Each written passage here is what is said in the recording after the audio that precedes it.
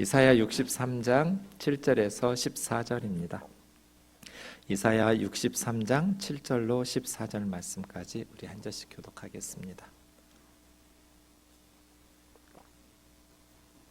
내가 여호와께서 우리에게 베푸신 모든 자비와 그의 찬송을 말하며 그의 사랑을 따라 그의 많은 자비를 따라 이스라엘 집에 베푸신 큰 은총을 말하리라. 그가 말씀하시되 그들은 실로 나의 백성이요 거짓을 행하지 아니하는 자녀라 하시고 그들의 구원자가 되사 그들의 모든 환난에 동참하사 자기 앞에 사자로 하여금 그들을 구원하시며 그의 사랑과 그의 자비로 그들을 구원하시고 옛적 모든 날에 그들을 드시며 안으셨으나 그들이 반역하여 주의 성령을 근심하게 하였으므로 그가 돌이켜 그들의 대적이 되사 친히 그들을 치셨더니 백성이 옛적 모세 때를 기억하여 이르되 백성과 양떼 목자를 바다에서 올라오게 하시니가 이제 어디 계시냐 그들 가운데 성령을 두시니가 이제 어디 계시냐 그의 영광의 팔이 모세의 오른손을 이끄시며 그의 이름을 영원하게 하려 하사 그들 앞에서 물을 갈라지게 하시고 그들을 기쁨으로 인도하시되 광야에 있는 말같이 넘어지지 않게 하시니가 이제 어디 계시냐 여호와의 영이 그들을 골짜기로 내려가는 가축같이 편히 쉬게 하셨도다. 주께서 이와 같이 주의 백성을 인도하사 이름을 영화롭게 하셨나이다 하였느니라. 아멘. 이사야 63장 7절부터 64장 12절까지 말씀은 하나님께 이스라엘 백성들이 올려드리는 탄원의 기도라고 말할 수 있습니다. 하나님을 아버지라고 부르면서 하나님 앞에 간구하는 이스라엘 백성들의 모습이 나오고 있는데요. 과거에 끊임없이 이스라엘 백성들이 하나님 앞에 반역했음에도 불구하고 하나님께서 그들의 부르짖음에 구원의 손길을 베푸셨는데 이제 그 하나님의 은혜가 어디 있느냐고 아무리 불러도 대답 없는 하나님을 인해서 간구하고 간절한 마음으로 호소하고 있는 내용들이 이어지고 있습니다. 다음 주에 보겠지만 13장 15절 이하의 말씀에 보시면 주의 하늘에서 굽어 살피시며 주의 거룩하고 영화로운 처소에서 보시옵소서 주의 열성과 주의 능하신 행동이 지금은 어디 있습니까? 주께서 베푸시던 그 간곡한 자비와 사랑이 우리에게 그쳤다고 이스라엘에게 내게 그쳤나이다. 16절 17절도 보시면 주는 우리 아버지 아니냐고 우리 조상 아브라함은 우리 후손들을 모른다고 해도 우리 조상 아브라함이 우리를 모른다고 하더라도 그럴 가능성은 없죠. 아브라함이 우리를 모른 척해도 하나님은 우리를 모른 척할 수 없는 진짜 우리 아버지가 하나님 아니냐고 여호와여 주는 아버지시라고 그렇게 하나님 아버지를 불러가면서 우리의 구속자이신 하나님 우리의 이 비참한 현실에 돌아오셔서 그래서 17절에 보면 돌아와 달라고 하나님 우리의 간구에 돌아오셔서 우리에게 은혜를 베풀어 달라고 호소하고 있는 내용들 이어지고 있습니다. 이 내용을 64장까지 이어지는 흐름인데요. 그러기 위해서 오늘은 먼저 과거의 모습을 회상하고 있습니다. 그래서 63장 7절에서 14절은 신실하셨던 하나님의 모세 시대의 그 옛적의 모습들 그 하나님의 신실하신 그 은혜의 하나님의 과거를 기억하고 회상하고 있습니다. 그리고 63장 하반부에는 하나님 앞에 탄식하면서 지금 그 하나님의 은혜가 어디 있느냐고 64장으로 넘어가면 그것은 우리의 죄 때문이라고 죄를 고백해요. 우리의 은은 누더기 옷과 같아서 우리의 죄로 말미암아 이러한 비참한 상황이 처했다고 백성들이 고백하고 마지막에 그럼에도 불구하고 하나님 우리의 간구에 응답하셔서 우리를 구원해 달라고 호소하고 있는 내용들이 오늘 본문에서부터 64장까지 이어지고 있습니다. 7절 말씀 좀 보겠습니다. 오늘 본문은 과거에 베푸신 하나님의 은혜들을 회상하는 내용들이 나와 있습니다. 7절에 내가는 선지자입니다. 선지자가 여호와께서 우리에게 베푸신 모든 자비와 그 찬송을 말하며 7절에 보면 동사가 두 개 말하며 말하리라 이렇게 되어 있는데 원문에 보니까 동사가 하나예요. 말한다. 그러니까 한 번 더 쓴 것은 그냥 번역 과정에서 이해하기 쉽게 만들려고 우리 한글 성경에서는 말한다라는 동사를 한 번 더 써준 거예요. 그런데 말한다라는 단어인 줄 알았는데 제가 보니까 이게 말한다가 아니라 자카르예요. 기억하다예요. 기억하다. 똑같은 자카르를 11절에는 기억하여 이렇게 번역했어요. 자카르라는 단어는 말한다라는 동사의 의미는 전혀 없어요. remember예요. 기억하다. 그런데 문맥상 하나님께서 우리에게 베푸신 모든 은혜, 자비, 긍휼, 그 찬송과 사랑과 은총을 말하겠다 이렇게 말하는데 정확하게 말하면 내가 기억시켜 주겠다. 하나님께서 우리에게 베푸셨던, 과거에 하나님께서 우리 이스라엘에 베풀어 주셨던 그 많은 자비, 크신 은총을 너희로 하여금 기억나게 해주겠다. 이런 뜻이에요. 예, 기억하게 하리라 이죠.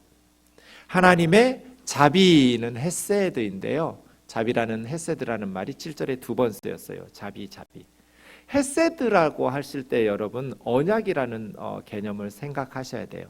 자비와 사랑인데 이건 어떤 사랑이냐면 언약적 사랑이에요. 언약은 제가 결혼식하고 비슷하다고 그랬죠? 신랑과 신부가 결혼식을 통해서 혼인신고 통해서 법적이고 공식적인 부부 관계가 형성되는 것처럼 하나님과 이스라엘 백성들이 언약이라는 결혼식과 같은 언약을 통해서 내가 너희 하나님이 되고 너희는 내 백성이 되리라. 이런 공식적이고 법적인 관계, 아주 깊고 깊은 관계가 형성되는 게 언약이에요. 결혼식 할 때 신랑 신부에게 검은 머리 팥불이 될 때까지, 건강할 때뿐 아니라 병들었을 때에도, 그 어떤 상황에서도 아내의 역할, 남편의 역할을 다하겠다고 맹세하고 언약을 맺잖아요. 뭐 돈 잘 벌어다 줄 때는 내가 당신 아내 역할 해주고 그러지 않을 때는 안 할 거야, 이렇게 맹세하는 신랑 신부는 없어요. 어떤 상황에서도 헤세드라는 단어는요, 하나님의 이 자비와 사랑은 언약적 사랑이에요. 그래서 어떤 상황에서도예요. 어떤 상황에서도. 그래서 영어 성경은 everlasting love 이런 식으로 번역해요. 영원한 사랑. 끝까지. 그래서 그야말로 끝까지 가는 사랑이에요. 끝까지 책임지는 사랑. 부모의 사랑 그렇죠. 자식이 어떠하든지 끝까지 책임지려는, 그걸 자비라고 번역된 저 헤세드라는 단어예요. 하나님이 우리에게 베푸신 그 자비, 헤세드는 언약적 사랑, 우리가 어떠함에도 불구하고, 그게 십자가죠. 십자가. 받아 마시라. 이거는 너희를 위하여 흘리는 바 나의 피 곧 언약의 피니라. 그 십자가의 대속적 죽음이 언약 때문이에요. 하나님께서 하나님 역할 해주시기로 약속하셨거든요. 근데 한쪽이 언약을 깨버렸죠. 우상숭배하고 죄졌어요. 하나님을 버렸어요. 그러니까 하나님은 그 의무를 지킬 책임이 없는데 하나님께서 인간들이 받아야 될 언약적 저주, 피 쏟았잖아요. 생명 걸고 하나님의 백성 되기로 약속했거든요. 그 언약적 저주를 예수님이 십자가에서 대신 받아주시고 우리에게 다시 언약이 회복되면서 하나님의 백성으로 우리를 삼으시면서 예수 그리스도의 십자가의 보혈 안에서 하나님은 우리에게 하나님 역할을 다시 해주시기 시작하신 것이죠. 이 헤세드예요. 헤세드. 십자가의 사랑이죠. 끝까지 책임지는, 이게 자비 이렇게 번역한 헤세드예요. 하나님께서 우리에게 베푸신 헤세드를 내가 기억시켜 주겠다고. 하나님의 찬송, 하나님의 사랑. 이 하나님의 사랑이라고 번역된 것은 라함인데요. 이거는 어머니가 아이를 잉태하고 있는 태예요. 태. 그러니까 여러분, 우리가 하나님의 사랑을 말할 때 아버지의 사랑, 왠지 부성적인 힘 있는 사랑만을 기억하기가 쉬운데 하나님 아버지라고 부르니까, 사실은 성경에 보면 하나님의 모성애적 사랑도 굉장히 많은 구절이 나와요. 이런 구절이에요. 라함. 어머니예요. 어머니가 아이를 보호하고 있는 태예요. 지극한 어머니의 아주 민감하고 따뜻한 사랑, 그게 하나님의 사랑에 있어요. 모성애적 사랑 말이에요. 저기서 사랑이라고 번역된 이 라함은 어머니의 지극한 모성애적 사랑이에요. 뱃속의 아이를 보호하고 그 아이를 지켜내기 위해서 모든 고난과 역경과 어려움을 견뎌내는 어머니의 극진한 사랑, 그 하나님의 사랑. 은총, 이건 선하심이에요. 토브, 하나님이 창조하신 세상을 보고 보시기에 좋았더라. 그걸 은총이라고 말했어요. 하나님은 우리에게 선하게 대하시죠. 하나님께서 우리에게 베푸시는 그 선하심, 그 착한 성품에서 우러져 나오는 극진한 사랑의 선물, 은총이라고 그래요. 헤세드, 라함, 그리고 토브, 그 하나님의 우리에게 베푸신 은혜들을 내가 기억하게 하겠다. 왜 이런 걸 기억하려고 할까요? 좀 전에 제가 15절부터 17절까지 말씀드린 이유는 지금 7절에서 14절까지 말하게 된 배경이 절망적인 상황이었기 때문이에요. 하나님께 버림받은 것 같아요. 그 하나님이 베푸셨던 그 은혜가 지금 어디인가? 너무나 현실이 비참하니까, 너무나 절망적이고 슬픔만 가득한 현실 속에서 하나님께서 우리를 잊어버린 것 같고 하나님께서 우리를 버리신 것 같이 생각된단 말이에요.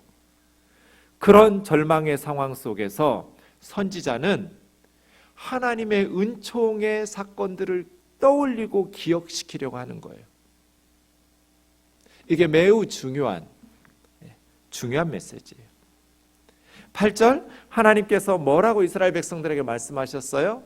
그들은 실로 나의 백성이요. 실로라는 말은 확실히, 의심의 여지가 없이, 그들은 분명히 내 백성. 하나님의 사랑, 헤세드, 하나님의 라함, 사랑, 하나님의 그 선하심이 이스라엘에게 어떻게 나타났어요? 8절처럼 나타났어요. 내 백성으로 선택하셨어요. 그리고 하나님께서 그들의 구원자가 되셨어요. 하나님의 사랑은 그냥 말로 끝낸 감정적인 그런 사랑이 아니에요. 구체적인 행동으로 나타나요.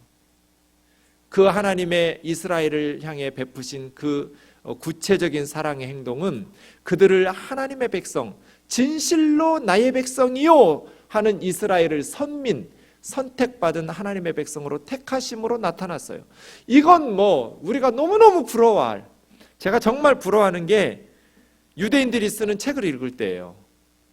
이건 출발선이 달라요. 불공평해요.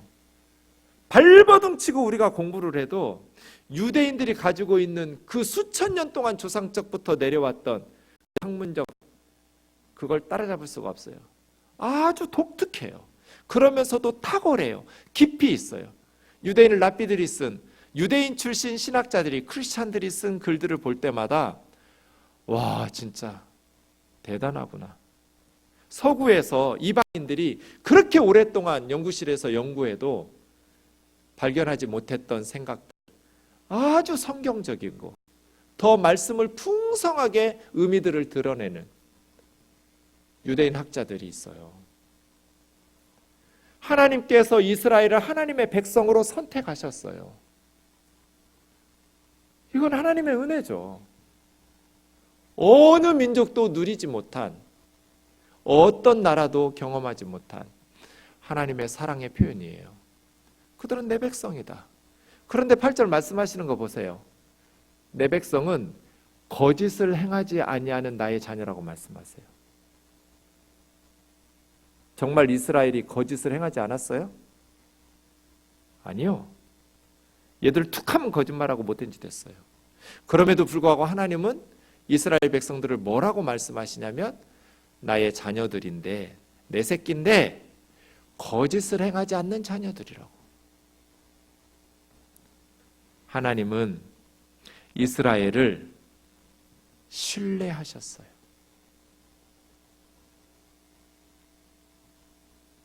저는 저런 말씀이 무서워서 죄를 못 짓겠어요. 하나님 저를 믿어주시는 게 너무 무서워서. 거짓을 행하지 않은 내 새끼라고. 나의 자녀는 거짓을 행할 줄 모른다고. 세상 사람들이 다 욕해요. 나쁜 놈이라고. 그런데 엄마는 자기 자식 변호하죠. 우리 애는 나쁜 짓 하는 애가 아니라고. 그럴 리가 없다고. 뭔가 잘못 알았다고 당신이. 하나님 꼭 그러시는 것 같아서 말이에요. 예수 믿는 우리가 정말 믿지 않는 세상 사람들보다 더 거짓을 행하지 않고 바르게 살아요? 더 착하게 살아요? 하나님은 이스라엘 백성들을 세상 사람들이 다 욕을 해도 이스라엘 백성들을 믿어주셨어요. 우리 애들은 거짓을 행할 줄 모르는 애들이라고. 하나님이 저와 여러분을 그렇게 믿어주셨단 말이에요. 하나님 발등에다 도끼 찍지 마세요. 하나님이 우리를 믿어주신다.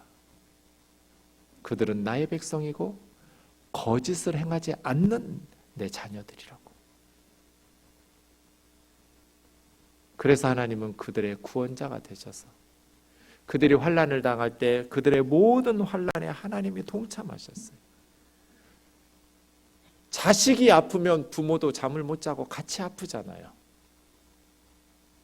이스라엘 백성들이 환난을 당하면 하나님께서는 그냥 잊어버리고 발 뻗고 주무신 적이 없어요. 모든 환난에 동참하사 함께 환난을 받으신 거예요. 자기 앞에 사자를 보내셔서 그들을 구원하시고, 이 사자는 천사들, 사역자예요. 짐승 사자가 아니에요. 하나님의 사역자, 심부름꾼들을 보내셔서 이스라엘 백성들을 구원하시고, 하나님의 사랑과 자비로 인하여 내 백성들, 하나님의 백성들을 구원하셨어요. 옛적 모든 날 동안에 하나님은 이스라엘 백성들을 들어 안으셨어요. 모든 날 동안에 그냥 품에 안으셨어요. 이것을 하나님께서 선지자가 기억 상기시키는 거예요. 절망적인 상황에서 하나님 앞에 막 몸부림치고 있는, 하나님 곁을 떠나고 싶어하는, 더 이상 하나님에게 희망을 접고 떠나고자 하려는 백성들에게 하나님의 은혜들을 상기시키고 기억시켜주. 자카르. 하나님께서 옛적 모든 날 동안 우리 이스라엘을 들어 품에 안으셨다. 유액 이사야가 많이 해요.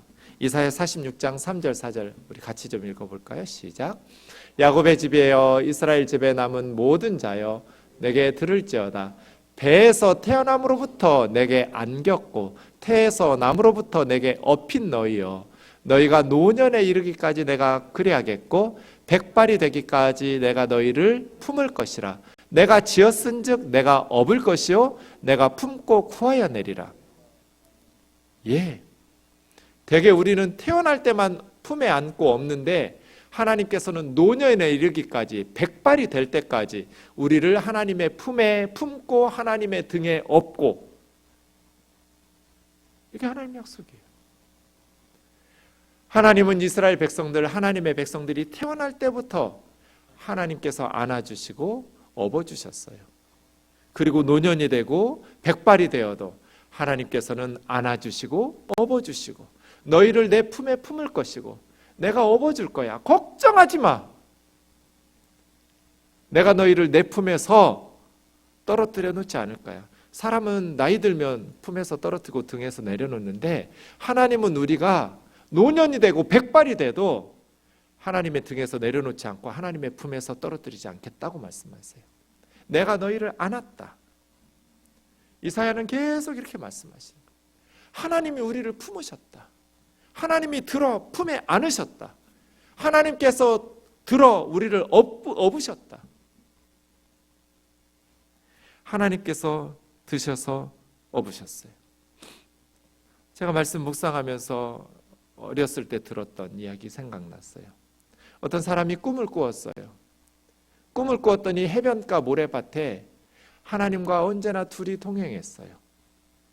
발자국이 두 사람 발자국인데 어느 지점부터 한 사람의 발자국이 없어졌어요. 한 사람만 걸어갔어요. 언제였는지 그때를 확인했더니 그때마다 가장 절망적이고 힘든 순간이었어요. 형통한 순간에는 두 사람의 발자국, 하나님과 그 사람이 함께 걸었는데 가장 절망적이고 힘든 순간에는 하나님의 발자국이 사라져버려서 물었어요. 하나님, 왜 내가 가장 절망적이고 힘들었을 때는 내 곁을 떠나셨느냐고. 우리는 답을 알고 있죠? 하나님이 그 사람이 뭐라고 대답하신 거예요? 그때는 내가 너를 업었으니까 발자국이 하나지. 나는 너를 떠난 적이 없어. 네가 가장 절망적이고 두려워하고 염려하고 힘들 때는 나는 너를 업고 걸었어. 하나님은 모든 날들 동안에 품에 안으시고 걸어요. 어떻게 부모가 자식을 잊어요? 49장 15절, 14절, 15절에 보면 가장 불가능한 게 엄마가 젖먹는 자식 잊어버리는 거잖아요. 엄마가 자기 태에서 난 아들을 불쌍히 여기지 않는 거, 이건 불가능한 일이잖아요. 그런데 가끔 기적과도 같이 아주 못된 엄마들은 이런 불가능한 일이 일어날 수 있잖아요. 그래서 하나님은 그들은 혹시 잊을지라도 나는 너희를 잊지 않을 거라고. 잊을 수가 없어. 엄마가 어떻게 젖먹이 자식을 잊어요? 자기 태에서 나온 자식을 어떻게 불쌍히 여기지 않아요? 이건 불가능한 일이에요. 그런데 이스라엘 백성들은 14절처럼 주님은 우리를 잊으셨다고 말하는 거예요. 내가 가장 절망적일 때, 너무 힘드니까, 기도해도 응답이 안 되는 것 같으니까 하나님은 자신들의 곁을 떠났다고 생각하는 거예요. 하지만 하나님의 말씀은 엄마가 젖먹이 자식을 잊을 수 있냐? 자기 태에서 난 아들을 긍휼히 여기지 않을 수가 있냐? 불가능하죠. 그런데 그들은 혹시 잊을지라도 나는 너희를 잊지 않을 거라고.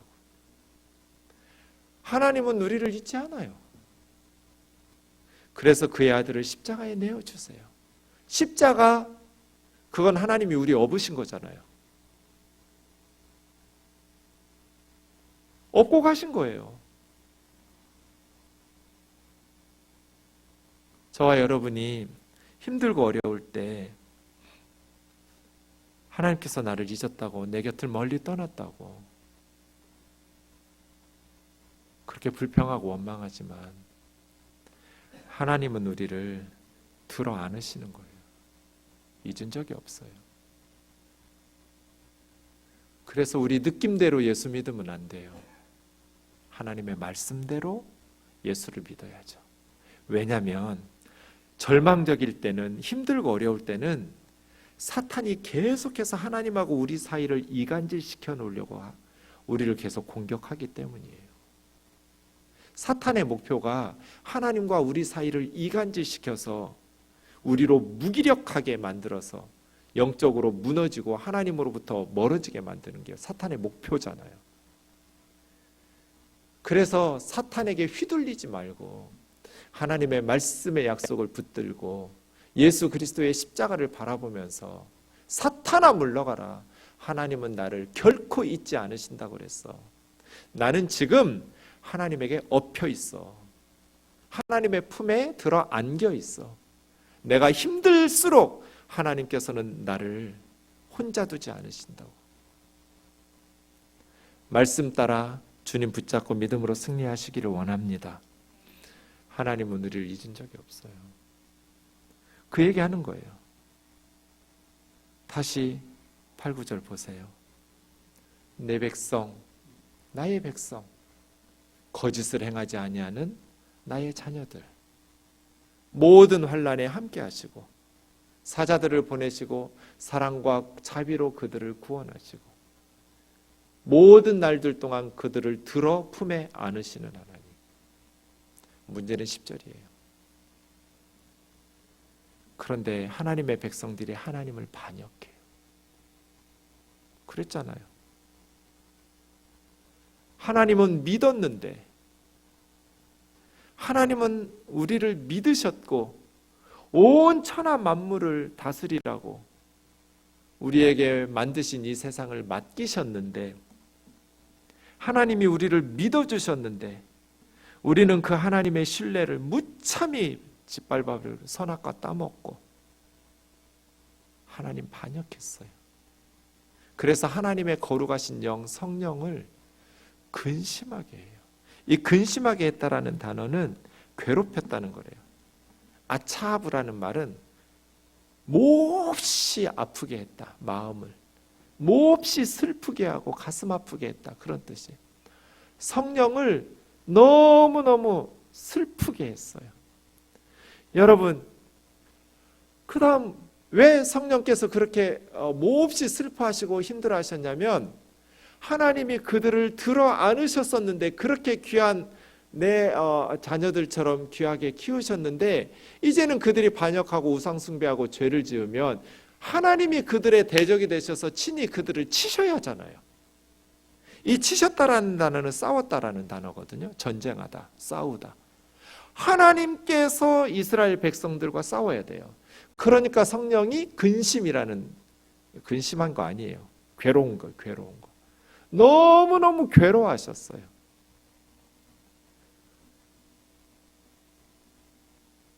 노아 홍수 심판 베푸실 때 사람들이 타락했을 때 저 똑같은 단어 쓰셨어요. 하나님의 마음이 너무 괴로웠어요. 아이, 속이 후련하다 이러지 않으셨어요. 홍수 심판하시고 하나님은 너무너무 괴롭고 힘들어 하셨어요. 얼마만큼 힘들어 하셨냐면 하와가 수고하고 아이를 출산할 만큼 사람들이 겪어야 될 일 중에 가장 힘들고 고생스러운 게 아이 낳는 거잖아요. 저는 모르지만 그 출산할 때의 수고처럼 하나님 마음이 수고했다고 그랬어요. 인간들이 죄를 지으면 하나님의 마음은 천갈래 만갈래 찢어지는 거예요. 왜 찢어지냐면 사랑하는 자녀들을 싸워서 치셔야 되니까. 이게 10절이에요. 하나님은 우리를 품에 안아 키우셨는데 우리 이스라엘이 크니까 하나님을 반역했다. 그래서 하나님 마음이 몹시 슬퍼하셨고 심히 괴로워하셨다. 왜냐하면 돌이켜 우리를 치셔야 되니까. 그래서 지금 절망적인 상황 된 거예요. 그럼에도 불구하고 11절 백성이 옛적에 모세 때를 기억하여 자카르 백성과 양떼의 목자를 바다에서 올라오게 하신 하나님, 그 하나님 이제 어디 계십니까? 우리 가운데 성령을 두신, 그들 가운데 성령을 두셨다라는 것은 불기둥 구름기둥으로 성소에 하나님이 영으로 임재하셨잖아요. 그걸 이야기하는. 과거의 모세 시대의 광야에서는 우리 장막들 중에 중앙에 회막 성소에다가 하나님의 집을 세우시고 하나님의 임재를 우리로 경험하게 하셨던 그 하나님 이제 어디 계십니까? 12절 영광의 팔로 모세를 붙드셔서 하나님의 이름을 영원히 있게 하시려고 이스라엘 백성 우리 조상들 앞에서 행하셨던 홍해를 갈라내셨던 그 하나님 어디 계십니까? 깊은 바다를 그냥 마른 땅 걷듯이 인도하셔서 걷게 하신, 광야에 있는 말들이 넘어지지 않게 그냥 빈 땅을 걸어가도록 깊은 바다도 홍해를 갈라놓고 그렇게 걸어가게 인도하셨던 그 하나님은 이제 어디 계십니까? 14절이요. 여호와의 영이 그들을 골짜기로 내려가는 가축같이 편히 쉬게, 이건 가나안 땅 입성한 거예요. 안식의 땅에서, 약속의 땅에서, 젖과 꿀이 흐르는 땅에서 편히 쉬게 하신 그 하나님, 주께서 이와 같이 주의 백성들을 인도하셔서 주님의 이름을 영화롭게 하지 않으셨습니까? 지금 7절에서 14절까지 과거에 하나님께서 베푸셨던, 반역했음에도 불구하고 하나님께서 끊임없이 은혜와 자비를 베푸셨던 그 하나님 이제 어디 계십니까 하면서 다음 주에 살펴볼 것처럼 그 하나님을 향해서 다시 찾고 있어요. 이것이 오늘 7절에서 14절이에요. 무슨 얘기하고 싶은 거예요? 현실이 너무나 절망적이니까 과거에 은혜 베푸신 하나님을 기억하게 해서 백성들이 하나님을 떠나지 못하게 하는 거예요. 참된 신앙은 하나님께서 베푸신 은혜를 기억하면서부터 시작하죠. 하나님께서 우리에게 베푸신 은혜를 기억해야 기도도 할 수 있어요. 지금 절망적인 상황에서 새로운 출발을 할 수 있도록 백성들을 독려하는 것이 하나님의 은혜를 기억하게 하는 것. 하나님께서 과거에 우리에게 베푸셨던 그 은혜를 기억하게 하리라. 그래서 다시 하나님 앞에 기도하게 하고 다시 하나님 앞에 부르짖게 해서 하나님을 향한 기도가 다시 시작되도록, 거기서부터 역사의 희망이 시작되죠. 하나님의 은혜를 기억하는 것에서부터. 그러면 뭘 깨닫게 돼요? 하나님이 우리를 버리실 리가 없어. 우리가 하나님을 버린 거야. 우리 때문에 하나님의 마음이 고생하고 계시는 거야. 우리 때문에 하나님 마음이 지금 갈기갈리 찢어져서 하나님 마음이 너무너무 고통스러워하고 계신 거야. 자, 회개하고 돌아가자. 회개하고 하나님께 돌아가서 하나님 앞에 다시 구하자. 이게 63장 7절에서 64장 12절까지인 거예요. 과거에 베푸신 하나님의 은혜를 기억하면서 절망적인 상황에서 하나님께서 우리를 버리시지 않을 거다. 문제는 우리였다. 우리가 하나님 버린 거다. 우리가 하나님께 반역한 거다. 다시 하나님 앞에 회개하고 돌아가면 하나님은 우리를 맞이해 주시고 용서해 주시고 하나님께서 우리에게 긍휼을 베푸실 거다. 이스라엘 역사 보면 구약의 성경을 보시면 끊임없이 출애굽을 상기시켜요. 왜 과거의 하나님의 은혜를 기억하게 하는가? 거기서부터 새로운 역사를 시작할 수 있는 계기로 삼는 거예요. 하나님께서 나에게 베푸셨던 은혜들을 기억함으로써 절망적인 상황을 돌파해낼 수 있는 새로운 기도의 시작점.